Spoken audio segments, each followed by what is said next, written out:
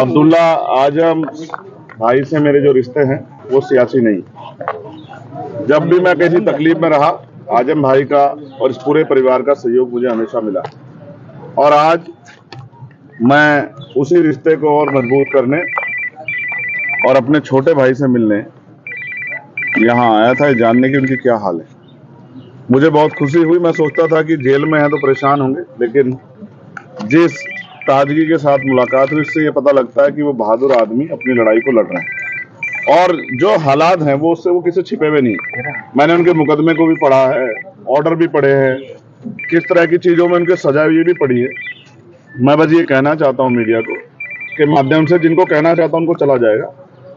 सड़क से लेके और संसद तक हम इस लड़ाई को लड़ेंगे। हम इस लड़ाई को अकेले नहीं छोड़ेंगे, उनको, उस पूरे परिवार को, हमारा परिवार। आज जिस तकलीफ में है हमें इस बात का दुख है कि सत्ता में बैठे लोग सत्ता के अहंकार में उनका दमन कर रहे हैं और तमाम लोग इसका तमाशा देख रहे हैं। ये भी इतिहास में लिखा जाएगा कि जब एक परिवार को, जिसने लंबे समय सेवा की उत्तर प्रदेश की, कमजोरों की, मजलूमों की, आज अगर उसको जरूरत है तो सब लोग उनके इस दर्द में शामिल नहीं हो रहे। मुझे इस बात की तकलीफ है।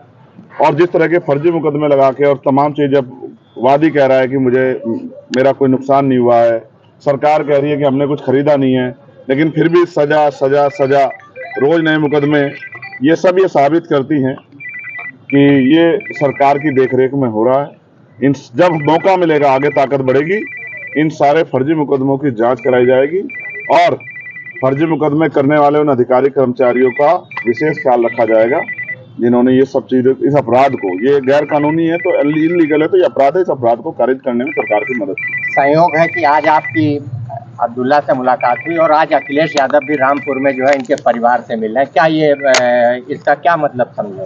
मैं क्या कह सकता हूँ? आप देखिए, ये उनका अधिकार है। अखिलेश जी बड़े अच्छे नेता हैं और आज उनको परिवार की याद मिलने गए हैं तो ये अच्छी बात है, जाना चाहिए। लेकिन मुझे मेरे छोटे भाई से मिलना था। मैं पूर्व विधायक जी से नहीं मिला, मैं अपने छोटे भाई से मिलने आया था और मैं वचन दे कहता हूँ कि मैं परिवार के साथ खड़ा हूं। और मैं ये भी स्पष्ट कर देता हूँ आपको कि वो जुल्म के आगे टूटने वाला नहीं है, परिवार टूटेगा नहीं। मैंने उनकी वालिदा को देखा, पूर्व एमपी साहब को, क्या हालात थे उनके मैं जानता हूँ। लोग बताते थे कि उठ नहीं पाती थी, 2 लोग पकड़ के ले जाते थे बाथरूम, तब भी उन्होंने इतना जुल्म सहा, सिर्फ इसलिए कि आजम भाई की पत्नी है। अभी आपने कहा कि कुछ लोग साथ नहीं दे रहे हैं, किसकी तरफ इशारा था? नहीं, मेरा एडमिनिस्ट्रेशन और जो सिस्टम है उससे मैं वो कर रहा हूँ। आप अखिलेश जी की तरफ मत ले जाइए। मैं सिर्फ ये सिस्टम से सवाल खड़ा कर रहा हूँ कि जो सिस्टम है, न्यायपालिका पर हम भरोसा करते हैं, लेकिन अगर जज साहब कहें कि हम मजबूर हैं, हमारे ऊपर दबाव है, तो फिर न्याय कैसे मिलेगा? मुझे एक खतरा और है, ये मेरा पर्सनल है, मेरे बहादुर छोटे भाई ने मुझसे नहीं कहा।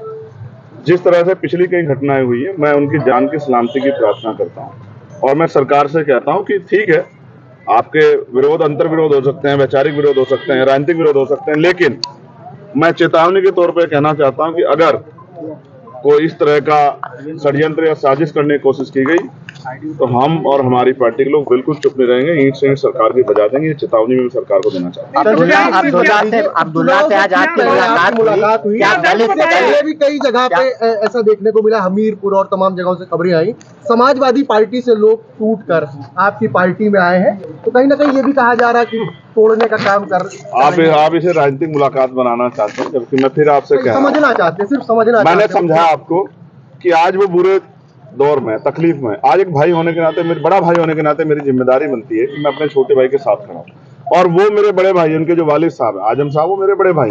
जब मुझे गोली लगी थी वो पूरा परिवार आया था, हजारों लोगों के साथ 2 घंटे मेरे दुख में शामिल हुआ और मुझसे कहा कि घबराना मत मेरे भाई। तब मैं सांसद भी नहीं था। तो जिन्होंने मेरे बुरे सख्त में एक इंच जो एक कदम मेरे लिए चला है, मैं उनके लिए 100 कदम चला। अच्छा सर, इसका संदेश तो जाएगा ही, भले आपकी निजी मुलाकात है दलित मुस्लिम पर, ये चूंकि चुनाव भी, इसमें ऐसे में संदेश तो जाएगा। ये आप जाति के आधार पर जोड़ रहे हैं? ये नहीं, जाति के आधार पे नहीं, ये संदेश तो चला ही जाएगा। आप इससे ये क्यों नहीं कहते कि एक परेशान साथी के साथ एक परेशान साथी खड़ा हुआ? तो ये मुलाकात, एक वो जो जुल्म सह रहा है और एक जिसके ऊपर जुल्म हुआ है। गोली उत्तर प्रदेश में किसी और पे चली है क्या? पिछले साल से सर बंद है, 1 साल हो गया, इससे पहले भी मुलाकात नहीं पता है। लगातार परिवार के जरिए मेरी बातचीत होती है, उनके साथी जो यहाँ थे उनके जरिए मैं जानकारी लेता हूँ। मैं इसको पॉलिटिकल नहीं बनाना चाहता था इसीलिए, लेकिन अब मेरे पास ऐसे इनपुट थे कि आज अब ज्यादा मेरे भाई को मेरी जरूरत है, तो ऐसे समय पर मेरा चुनाव में घूमना या वो सब चीजें बाद में मैंने उनको लिया, और मेरा मन था कि पहले मैं जाके मिलकर उनके हालात को जानूं। अच्छा, बात क्या हुई? क्या कुछ दर्द तकलीफ कुछ बताई हो? कुछ वो भी तो शेयर कीजिए। आप जेल के अंदर का हम लोगों को नहीं पता चलता ना, थोड़ा सा बताइए। आपको क्या लगता है एक बहादुर आदमी क्या कभी अपनी तकलीफों को बयां करता है? आपने क्या उसके चेहरे पे, उसने मुझसे कहा मैंने अखबार पढ़ना छोड़ दिया, उसने मुझसे कहा कि मैंने परिवार के लोगों को कहा कि मैंने यहाँ मुलाकात करने मत आना, क्योंकि मैं जिस लड़ाई में हूँ अन्याय के खिलाफ, उसमें कोई भी कीमत चुकानी पड़े मैं पीछे नहीं हट सकता। और उन्होंने कहा अगर नए मुकदमे जिस तरह से लग रहे हैं, सरकार उन पे दया कर रही है नए मुकदमे लगा के, तो कह रहे चाहे कितने मुकदमे लग जाएं, मैं हर लड़ाई लड़ने के लिए तैयार हूँ, लेकिन अपने लोगों के लिए मैं जो लड़ाई हमारी चली आ रही लंबे समय से वो जारी रहेगी, उससे पीछे नहीं हटेंगे। पारिवारिक संबंध है आजम खान परिवार से, पूरा पारिवारिक संबंध क्या माना जाए? भविष्य में आपके साथ आ सकते हैं आप लोग? वो मेरे साथ हैं। हाँ वो भाई, वो मैं फिर कह रहा हूँ कि आपके पिता आपकी माता आपके साथ नहीं है, वो मेरे बड़े भाई हैं, वो मेरे साथ हैं, और ये मेरे छोटे भाई हैं, ये भी मेरे साथ हैं। राजनीतिक तौर पर भी साथ आ सकते हैं। मायने निकाले जा रहे हैं, ये माना जा रहा है कि 2027 की तैयारी है। ये आप मीडिया के बंधुओं का काम ही सूत्र ढूंढना है, तो आप लोग निकालो अपनी तरफ से, लेकिन मैं अपनी बात स्पष्ट कर चुका।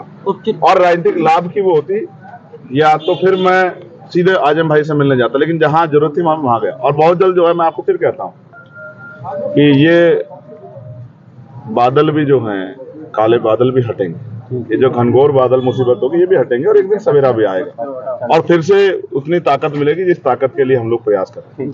ठीक है।